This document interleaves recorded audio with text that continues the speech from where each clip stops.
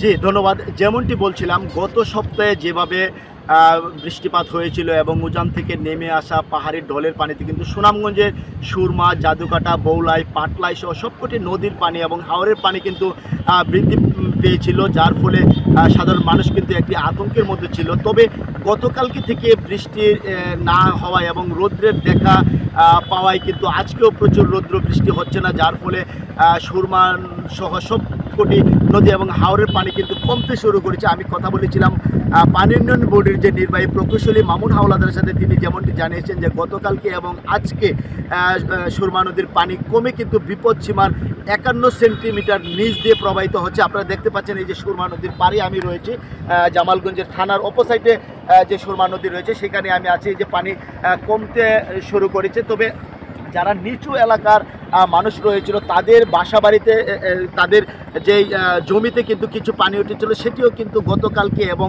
আজকে কিন্তু সেইগুলা নেমে যাচ্ছে, যার ফলে কোনো ক্ষয়ক্ষতি তাদের হচ্ছে না। অল্প সময় থাকার পরে কিন্তু পানিগুলো নেমে যাচ্ছে। তো এখন পর্যন্ত কিন্তু রৌদ্রের দেখা মিলার কারণে এবং পানি কমতে থাকার কারণে কিন্তু মানুষের মাঝে একটি স্বস্তি ফিরে এসেছে। তো এই ছিল আমার কাছে সুনামগঞ্জের পানি বৃদ্ধির সর্বশেষ।